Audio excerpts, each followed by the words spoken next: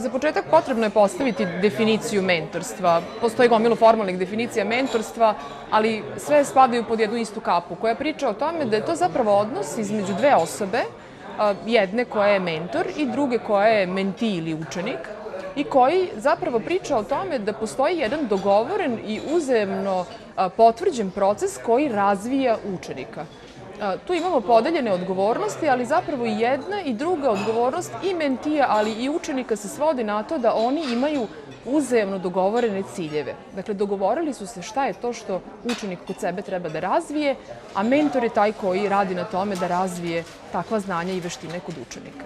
Odgovornost mentora je da postavi vrlo jasne strukturu tog mentorstva. Kako to izgleda?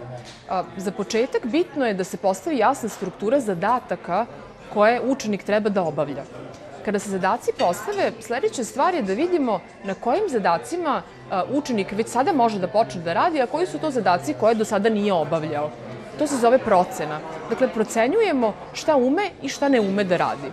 Sve one zadatke koje učenik ne ume da radi stavljamo u razvojne ciljeve. I tada je zadatak mentora da on razvije učenika da obavlja zadatke za koje je zadužen. To radi time što podeli odgovornost i dogovore se šta je to što će mentor raditi u celom tom procesu razvoja i šta je to što će raditi učenik i dogovore se o načinima praćenja. Što se često dešava u praksi? Dešava se da mentori iz najbolje volje da razviju učenika ponekada ljude bacaju u vatru i daju im zadatke koji se nalaze u njihovoj zoni izazova. Previše su im kompleksni i tada dolazi do toga da učenik koji dobije zadatak, koji ne razume i koji mu je previše obiman ili previše opširan, dovodi do njegovog pada samopouzdanja. On se uplaši da neće biti dorastao zadatku. Dakle, zadatak mentora je da proceni šta je ono što je potrebno učeniku da bi se razvio na zadatku. Sa druge strane, postoji nešto i što učenik treba da uradi u celom tom procesu, a to je da on motiviše mentora da ga razvija, da bude proaktivan, da postavlja pitanje, da pokazuje inicijativu i da sve ono što ne zna da se ne boji da pita, kako bi napredovao. Naravno, u procesu mentorstva susrećemo se i sa različitim izazovima. Izazove ima mentor kao i učenik. Počnemo od izazovima sa koje se susreće mentor. Mentor se susreće sa izazovima da najčešće se dešava to da im dolaze učenici koji nisu ni svesni svog neznanja. Dakle, ni ne znaju šta je ono sve što ih čeka u procesu mentorstva. Tu dolazimo do jednog onako trnovitog puta u samom početku gde mi moramo biti ti koji osvešćujemo učenike o tome kako će da izgleda njihov dan na poslu i šta ih sve očekuje u ta 4 meseca. Jedan od izazova koji takođe treba da spomenemo je nedostatak vremena. Mentorstvo nekako nam dođe kao dodatni posao. To nije nešto što će da se desi jednom ili 2 puta ili 3 puta u toku nedelje i što možemo da zanemarimo određen broj dana u toku ovog meseca. Mentorstvo je nešto na što bi trebali da obraćamo pažnju pa skoro svakog dana. Dakle, pronalaženje vremena za bavljanje mentorstvom kao i postavljanje realnih očekivanja. Sa druge strane imamo učenika. Kod učenika imamo drugu perspektivu tog ogledala, gde zapravo pričamo o tome da su učenici dolaze pred izazov jedne nestrpljivosti.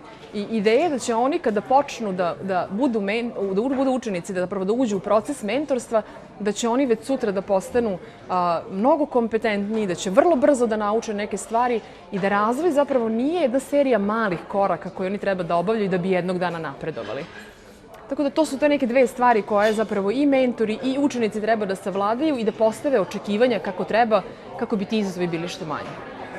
Prva faza kroz koju svako prolazi kada uči da obavlja neki novi zadatak je faza u kojoj su kompetence 0. Dakle, imamo minus na kompetence jer ne znamo kako da obavimo određen zadatak.